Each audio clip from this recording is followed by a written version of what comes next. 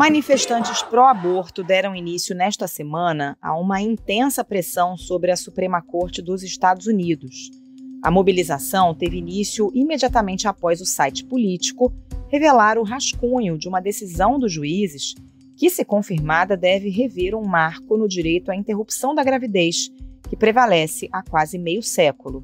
Há quase 50 anos, em 1973, a Suprema Corte tomou a decisão que permite o aborto no país. O caso ficou conhecido como Roe versus Wade e concedeu às americanas o direito de fazer o procedimento com até 28 semanas de gravidez, ou seja, antes que um feto tenha condições de sobreviver fora do útero. Nos Estados Unidos, o levantamento de um dos mais respeitados centros de pesquisa do país aponta que a maioria dos adultos, 59%, são favoráveis ao aborto. Mas a minoria não é apenas expressiva, é também articulada e igualmente está mobilizada, principalmente nos estados conservadores como o Texas.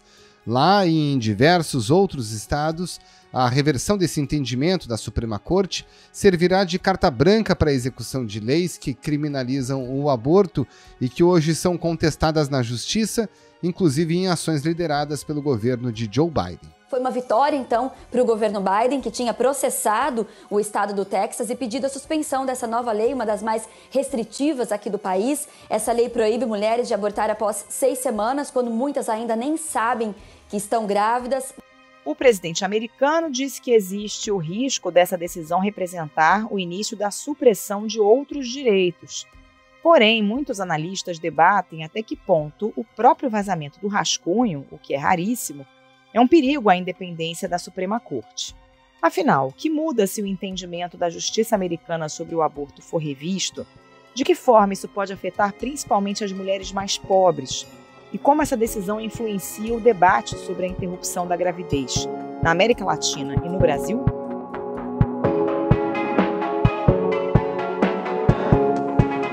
Esses são os temas do Ao Ponto desta quinta-feira. Eu sou o Roberto Maltic, estou com a Carolina Moran e nesse episódio conversamos com a jornalista Thalita Fernandes, que acompanha as discussões sobre o caso em Washington, e com a coordenadora do Observatório de Sexualidade e Política, Sônia Correia.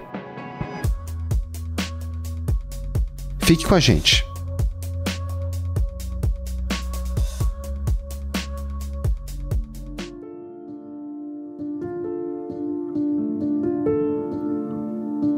Thalita Fernandes, começando pela origem dessa discussão acerca do aborto nos Estados Unidos, essa jurisprudência que libera o aborto é de 1973, né?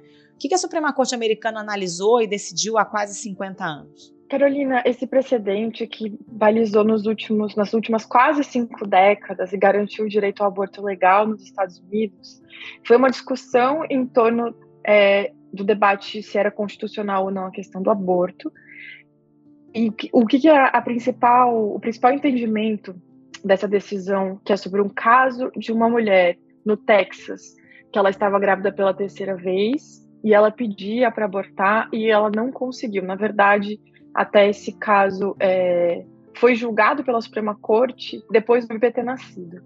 Mas voltando ao ponto, o que é importante? A partir desse entendimento da Suprema Corte, os estados dos Estados Unidos ficam proibidos de criar legislações que proíbam o aborto. Fica entendido que qualquer legislação que seja contrária ao aborto legal, ela vai contra a Constituição. Esse é o principal entendimento desse caso Roe versus Wade, que foi julgado em 1973. O documento que vazou agora mostra que pelo menos 5 dos 9 juízes do Supremo, neste momento, são a favor de reverter a decisão. E aí, esse tema voltou à pauta da Suprema Corte americana. A decisão só deve ser oficialmente anunciada em junho, mas um esboço da minuta da decisão dos ministros vazou, né? Como é que votou a maioria da corte? Isso que ainda não está muito claro, né? O que a gente tem é um rascunho, um esboço. Pelo cenário que está nesse documento, que não é a versão final, isso logo depois do vazamento ao político, muita gente veio a público dizer não é o final, a gente tem um cenário de maioria por uma revisão integral do caso Roe versus Wade. O que chama muita atenção na leitura dessa minuta, nesse rascunho, são os termos, inclusive usados pelo Samuel Alito, quem faz a maioria ali dos votos, a forma como ele quer rever totalmente Roe versus Wade. Nesse indicativo, a Suprema Corte tem 9 ministros nos Estados Unidos. Já tem uma maioria de 5 votos para rever completamente. Agora, a gente tem essa previsão, o debate todo de que pode ser em junho, não tem um prazo legal, mas a expectativa em relação a isso, a junho, julho, que a decisão final seja tomada. Existe um tempo para que, caso os ministros queiram rever as posições, aquele texto não é final, então não necessariamente todo mundo concordou com o que está escrito ali.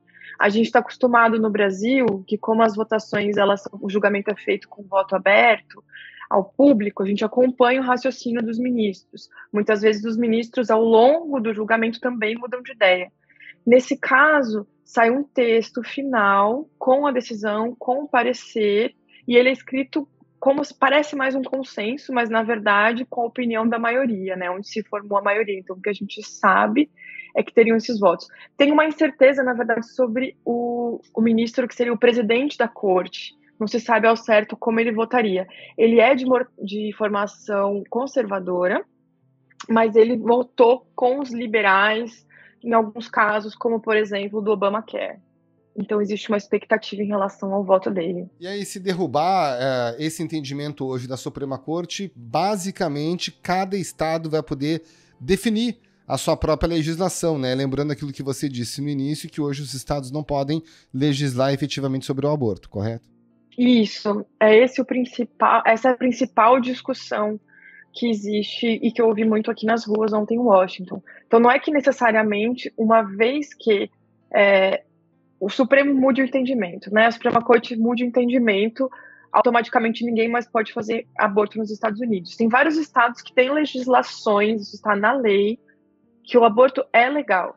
O que acontece é que abre o espaço para que cada um interprete de sua forma. O que a gente vai ver são, provavelmente, os estados que são controlados por uma maioria conservadora, geralmente republicana, revendo essa decisão e aprovando leis que impeçam o aborto, ou que tragam restrições. Talvez o aborto não seja completamente ilegal, mas, por exemplo, reduza o período em que uma mulher pode fazer um aborto legal, às vezes para 6 semanas, porque o debate que existe na sociedade americana é justamente que muitas mulheres, nesse período das primeiras 6 semanas, elas ainda não sabem que estão grávidas.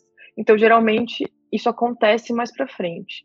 O que é importante pensar do debate é como a sociedade vem se organizando em várias frentes em relação a uma provável a reversão do Roe, que são organizações que defendem o direito reprodutivo, juntando fundos, recursos para garantir que mulheres que moram em estados onde provavelmente o aborto será ilegal, se essa decisão do Supremo for revertida, para que as mulheres tenham condições de viajar até estados em que o aborto é legal e seguro e elas possam abortar nesses estados. A leitura de que provavelmente isso deve ficar, caso o caso Roe seja revisto, os estados que ficam mais nas duas costas dos Estados Unidos, que são conhecidos por uma tradição mais liberal, permaneça o aborto legal, e mais para o centro e mais para o sul o aborto seja ilegal. Pois é, Thalita, como é que os ativistas, a opinião pública têm reagido? Lembrando que tem uma pesquisa recente de 2021 apontando que 59% dos adultos americanos são a favor da legalização do aborto, né? Então, Carolina, o que dá para sentir é que o discurso que eu ouvi ontem dos ativistas na frente da Suprema Corte era muito de não se esqueçam que nós, nos Estados Unidos, usam os pró-escolha, né? Para as pessoas que são a favor de que a mulher escolha se quer ou não interromper uma gravidez, somos maioria. Não vamos deixar que essa minoria, que é poderosa, mas é barulhenta, tome a frente do debate.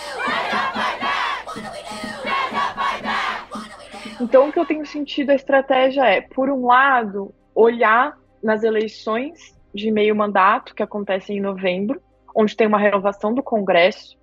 Isso porque, se a Suprema Corte decidir, de fato, reverter essa proibição de que os estados legislem individualmente sobre aborto, os caminhos possíveis são tentar que o Congresso aprove, né, por meio legislativo, por lei, a legalização do aborto. E isso depende de uma mudança no Senado. Na Câmara chegou a passar uma legislação pró-aborto, mas a dificuldade é no Senado, onde é bastante dividido, é 50-50 republicanos e democratas, e alguns democratas são contrários à legalização do aborto. Então é preciso que mude esse cenário no Congresso para uma resposta via legislativa. Uma outra forma que os ativistas estão tentando construir é essa questão de garantir que mulheres possam abortar viajando para outros estados. Porque o que a gente precisa pensar é que se a Suprema Corte reverter essa decisão de 73, isso não vai afetar de maneira igual as mulheres do país. Tem uma questão social, tem uma questão geográfica, onde essas mulheres estão, tem uma questão racial muito forte nos Estados Unidos. Então, tem uma frente de conscientização de chamar as pessoas para votarem nas eleições de meio mandato, que acontece em novembro, lembrando que o voto não é obrigatório nos Estados Unidos. E para além desse argumento de mudar o Congresso, de que eventualmente uma legislação pró-aborto possa passar no Congresso, é sempre lembrando da forma de que quanto mais autoridades eleitas com este pensamento, isso influencia, por exemplo, na escolha de futuros juízes da Suprema Corte, já que o ex-presidente Donald Trump, ele conseguiu reverter um cenário em que a maioria era liberal na corte, e hoje uma dificuldade é justamente o fato de que a maioria é conservadora. Como os ministros não têm um limite de idade e os mandatos são vitalícios, a Suprema Corte não tem uma previsão de troca. Então é um cenário que deve se prolongar por alguns anos. E não é à toa que o presidente americano Joe Biden vai liderar justamente esse processo e já falou a respeito disso.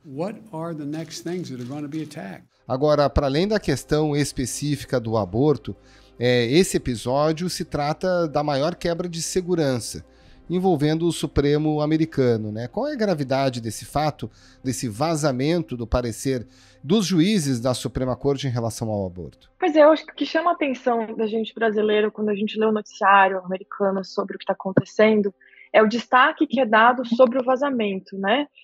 Alguns jornalistas falam que esse foi, do ponto de vista jornalístico, que esse foi um furo de uma vida toda. Assim, poucos repórteres conseguem um tipo de informação tão sigilosa quanto essa. Isso aconteceu algumas poucas vezes na história americana, como o próprio caso Roe versus Wade, um dos raríssimos casos em que isso aconteceu, para você ver como esse é um assunto que mobiliza a sociedade americana mesmo. Mas uma tradição que existe é de sigilo absoluto. Poucas vezes a sociedade tem ideia do que está sendo discutido, do que se passa na cabeça dos ministros da Suprema Corte. Muito diferente do Brasil, que muitas vezes os ministros dão entrevista, em que o julgamento é transmitido ao vivo. E o que a gente vai ver agora é uma polarização. A sociedade já está polarizada há alguns anos. Isso deve seguir nos próximos meses, uma discussão sobre quem vazou. Uma investigação vai ser conduzida sobre isso. Normalmente, as partes que estão perdendo em alguma disputa são as partes mais interessadas no vazamento. Então, tem um clima, né, desse pano de fundo, ninguém chega a acusar ninguém formalmente de foi fulano que vazou, mas existe esse certo clima de quem está perdendo é que interessa vazar. Por que foi vazado? Isso é uma quebra de confiança, já que esse documento preliminar, ele circula entre todos os ministros revisam, eles podem pedir autorização, porque depois que a decisão da Suprema Corte ela é anunciada, aquilo tem um efeito, digamos assim, de lei, aquele documento tem um valor legal. Então, existe um pacto de sigilo. E agora fica esse clima de quem quebrou esse sigilo, como é que a gente vai lidar com essa questão da confiança internamente na corte, já que esse tema sobre a reversão ou não de Roe versus Wade vai seguir nos próximos meses. Inclusive, o presidente da corte tem falado sobre não adianta, a gente não vai ceder à pressão, querendo separar o debate e a pressão política do debate legal, já que politicamente falando, a maioria da população americana, de acordo com as pesquisas mais recentes, é a favor do aborto legal. Thalita Fernandes, falando conosco diretamente de Washington. Muito obrigado pela sua participação. Um abraço e um bom trabalho. Obrigada, Thalita. Um abraço. Muito obrigada. Bom trabalho para vocês por aí.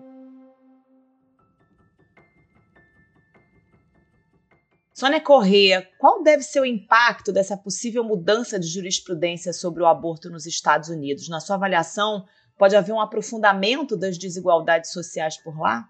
Certamente. Né? Eu estava olhando aqui os dados que a Folha publicou ontem, né? Sobre quem são as mulheres que abortam nos Estados Unidos. Né? São mulheres que têm entre 20 e 29 anos, predominantemente. A metade é negra e a metade é branca. Com relação a essa informação, é importante considerar a proporcionalidade demográfica, né?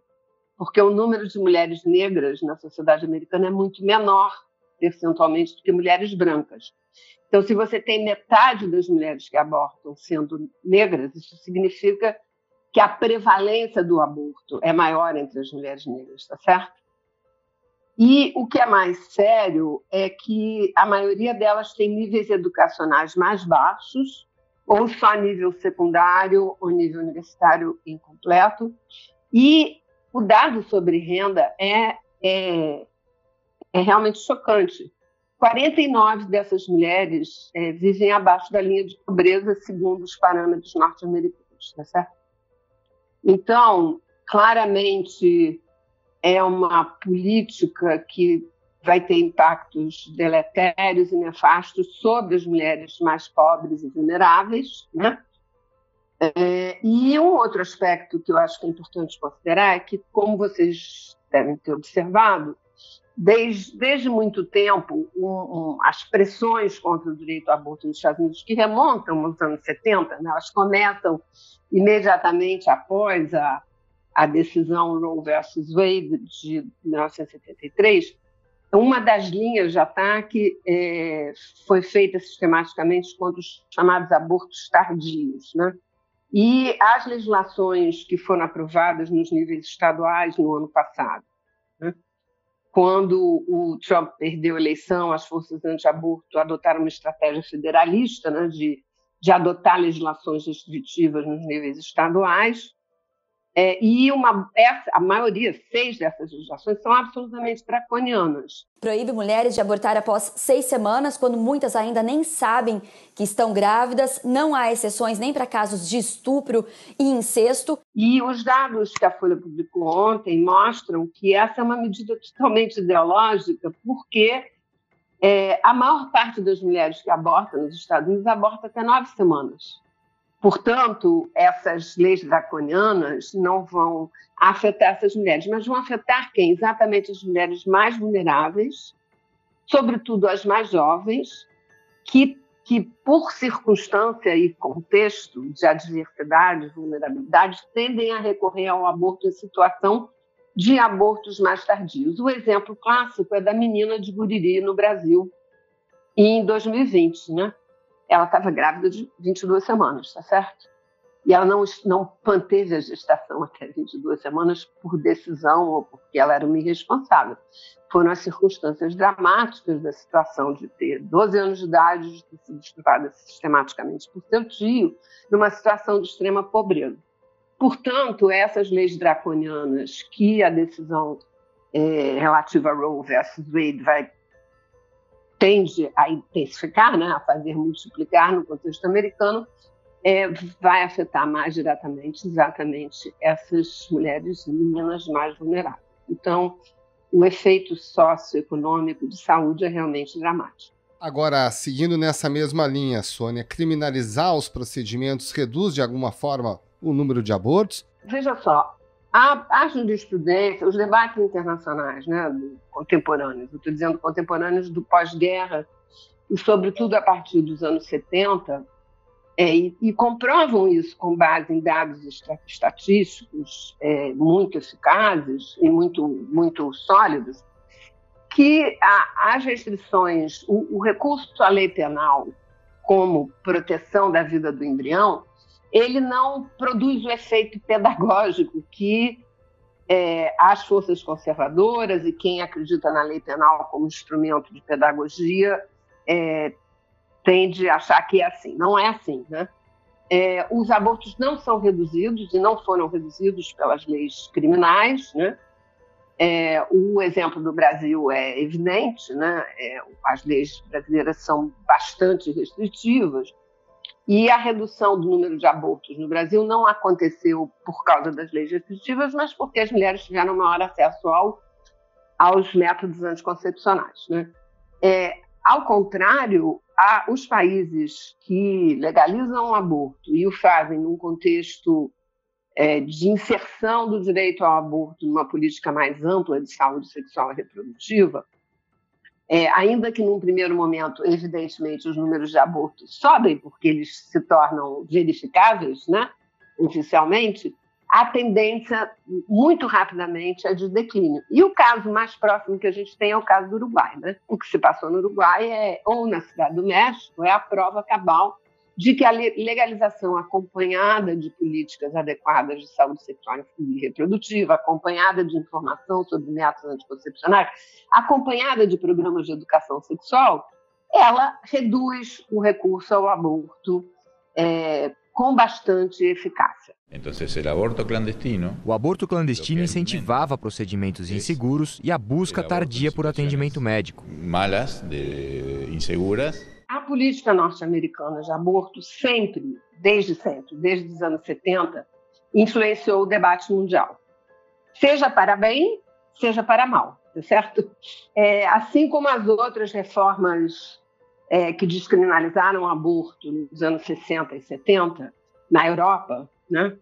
Mas também, mais ou menos rapidamente na Austrália, anos 70 e 80, mas em alguns países do Sul, ou não europeus e americanos, como Turquia, Barbados e Gana, foi certamente uma fonte de inspiração para debates, iniciativas de reformas legais em vários países, tá certo? Isso certamente foi muito positivo. Mas, por um outro lado, desde um primeiro momento, as posições conservadoras em relação ao aborto nos Estados Unidos, que são muito extremas e radicais, transportaram o repúdio ao aborto para outros países e continentes, né?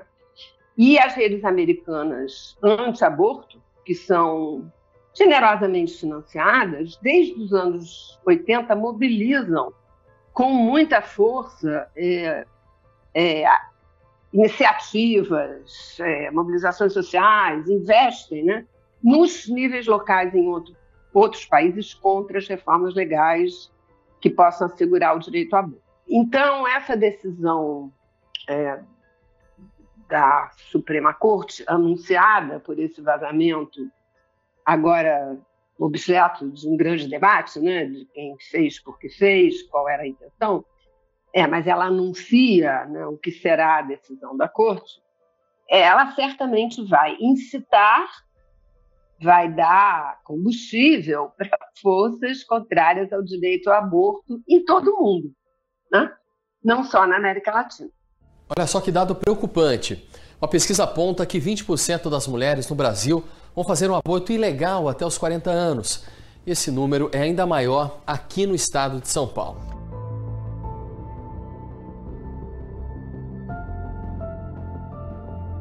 Pois é, e aqui no Brasil, né, o tema é um super tabu e essa decisão pode, de fato, na sua avaliação, tornar mais difícil qualquer alteração na legislação atual brasileira? Veja, a possibilidade de reforma legal no Brasil está paralisada desde os anos 2000, né? Entre os anos 1980 e os anos 2000, o Brasil teve uma trajetória muito positiva de colocar o tema em debate na sociedade, nos debates públicos, em campanhas presidenciais. É bom lembrar disso, né? Nós nos encontramos nessa situação hoje em que falar do tema num contexto de campanha eleitoral causa um tumulto e reações e tal. Então, o debate foi paralisado, tem sido paralisado no Brasil pelo crescimento, pelo giro à direita, pelo crescimento das forças conservadoras, das vozes conservadoras do país. E eu mesma acho que essa barreira deve ser superada, né? É preciso falar de aborto, né? Porque o aborto inseguro e clandestino afeta um número muito significativo de mulheres no país e, sobretudo, afeta as mulheres mais vulneráveis, né? E eu diria que, minimamente, nós estamos desafiados no Brasil de 2022 de assegurar o acesso ao aborto que já é legal, né?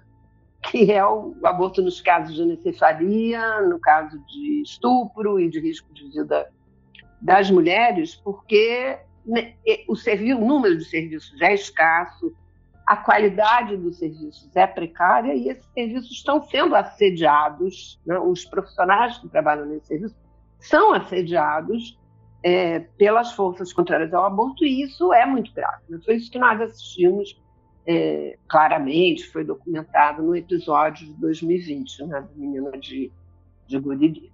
E é muito grave, né, que a gente viva isso. Então, eu acho que conter esse assédio, né, só vamos conter isso falando sobre aborto, sobre o direito ao aborto, silenciar sobre o tema não é uma opção. Sônia Correia, muitíssimo obrigado pela sua participação, um abraço e um bom trabalho. Muito obrigada, Sônia, um abraço. Um bom dia para vocês, um prazer falar com vocês e até a próxima.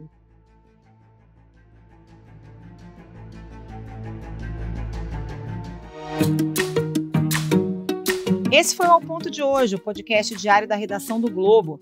Nessa conversa, a gente conta com a participação de toda a equipe do jornal, as mesmas pessoas que levam até você informação e análise de qualidade todos os dias. Quer saber mais? Assine o Globo. Acesse assineoglobo.com.br e confira todas as notícias e reportagens especiais. Nesse episódio, além dos áudios da TV Globo, a gente utilizou áudios da AFP. A produção foi da Vitória Alves e a edição do Luan Oliveira. Tchau. Até mais.